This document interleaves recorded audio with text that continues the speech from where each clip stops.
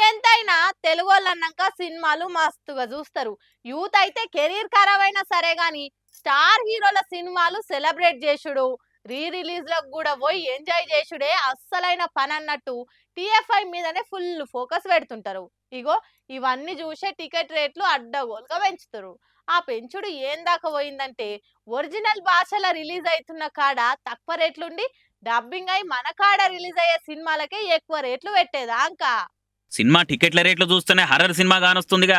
Pan India cinema అని చెప్పుడు గవర్నమెంట్ల నుంచి పర్మిషన్లు తెచ్చుకున్నాడు. వరుసగా వారం దాకా వందల రేట్లు పెంచి అమ్ముడు. ఇదే ట్రెండ్ నడుస్తుంది ఇప్పుడు ఇండస్ట్రీలో. నిర్మాతలు డిస్ట్రిబ్యూటర్లు కూడా ఎట్లయినా జనాలు చూస్తారుగా అని వెనక ముంగట ఆలోచన చేయకుండా ఎట్లా పడితే అట్లా పెంచి సినిమాల వర్లను సిన్సియర్ గా దోసుకుంటున్నారు. కమల్ హాసన్ కొత్త సినిమా ఇండియన్ 2 టికెట్ రేటు తమిళనాడులేమో 190 రూపాయలు. అదే సినిమా మన తాన 350 రూపాయలు. తమిళ్ హీరో, తమిళ్ డైరెక్టర్, తమిళ్ భాషలో తీసిన సినిమా అదే తమిళనాడులో ఎంత రేటు, డబ్బింగ్ అయి మన తానికి వచ్చినందుకు ఎంత రేటు తేడా చూడుర్రు. ఇక ఇటు కూడా చూసే హార్డ్ కోర్ ఫ్యాన్స్ ఎంత రేటు పెట్టినా చూస్తారనే కదా ఇదంతా. ఇట్లా వందల రేట్లు పెంచుర్రి. మళ్ళీ టాకీస్ లకు ఎవరు వస్తలేరు, సినిమా చచ్చిపోతుంది, ఇండస్ట్రీ ఇంత ఆగమైపోతుంది అని డైలాగులు దంచుకుంటుర్రి. మళ్ళీ మీదికెళ్ళి ఇట్లా స్టార్ల సినిమాలు వచ్చే ఆల్సం సర్ర రేట్లు పెంచుడు. అంతంత రేట్లు పెంచితే మిడిల్ క్లాస్ వాళ్ళు కుటుంబం మొత్తాన్ని ఎంటేసుకొని సినిమాకి వస్తే 1000 రూపాయలు ఒడిచిపోవాల్సిందే కదా. ఇట్లా పెంచే వరకు ఏమైతుంది, ఓటీటీలకు వచ్చినాక చూద్దాంతి 2 వారాలు ఓపిక పడితే రానే వస్తుందని ఊకుంటుర్రు. ఇక కొందరైతే పైరసీ ఐబమ్ ఉంది కానీ గమ్ము నూకుంటుర్రు. గంత రేట్లు పెట్టి సినిమాకు పోవాలనా, ఎందుక ఇంట్లో సామాన్లకో బియ్యానికో కూరగాయలకు అయితే గాను కూడా ఊకుంటున్నారు. తెలుగు సినిమాలకు రేట్లు పెంచి, డబ్బింగ్ సినిమాల టికెట్ రేట్లు పెంచి, థియేటర్ల సినిమా అనేది మధ్యతరగతులకి మామూలు ఆడియన్స్ కి భరించలేని బర్వయ్య ముచ్చట లెక్క చేసి మళ్ళా టాకీస్ నడుస్తలేవంటే ఎట్లా అని అనుకుంటే గట్టిగా నడుచుకోబట్టిర్రు. కొత్త సినిమా వస్తుందంటే పర్సు పల్సగా అవుతున్న ఆడియన్స్. ఒక్కో పారి నిత్య చీరలు కట్టే మన అమ్మలు అత్తలు డ్రెస్సులు వేసుకుంటే గమ్మత్తుంటదిలే. జరసేపు నోరు తెరుస్తాం. ఎందుకంటే ఒక్క పారే కొత్త లుక్లో చూస్తే జర పరేషాన్ అవుతాం.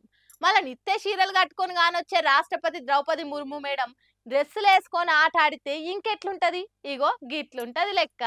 ఓహో, ముర్ము మేడము కొత్త లుక్ల గానొస్తుందిగా.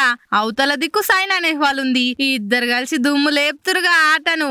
నిత్య చీరలు కట్టుకుని గానొచ్చే రాష్ట్రపతి మేడము డ్రెస్సు బూట్లు దొడుకొని ఆట ఆడుతుంటే చూసిన వాళ్ళంతా నోరెల్ల పెట్టిర్రు. ఇక మేడం పాయింట్ల మీద పాయింట్లు కొడుతుంటే ఉన్నోళ్ళంతా సప్పట్లు కొట్టుకుంటా లొల్లి చేసిర్రు. దేశంలో పిల్లగాళ్ళంతా ఆటలాడనికే ముందుకు రావాలి, చదువుతో కలిసి అన్నిట్లల్లా ముందుండాలి. అందుకే ఈ మ్యాచ్ ఆడినామని అనుకొచ్చింది మేడము. గట్లయితేనే పోరలు ఎప్పుడు ఆరోగ్యంగా మంచిగా ఉంటారని అన్నది. ఈ ముచ్చట ఇట్లుంటే ఈ శుక్రవారం రాష్ట్రపతి భవన్ లా హర్ స్టోరీ మై స్టోరీ పేరుతోని లెక్చర్ సిరీస్ చాలైతుంది. ఆడికి బ్యాడ్మింటన్ రాని సైనా నెహ్వాల్ వచ్చి ఆమె ఈ ఆటలకు ఎట్లా దిగింది, ఎన్ని కష్టాలు పడ్డది, ఈ స్థాయికి ఎట్లా చేరింది అన్న ముచ్చట్లు మొత్తం అందరితో వంచుకొని ఆమె లెక్కనే ఇప్పుడు యువత కూడా ముందుకొచ్చి ఆటలల్లా ముందుండాలని స్ఫూర్తి నింపనికే ఈ కార్యం పెడుతుర్రట.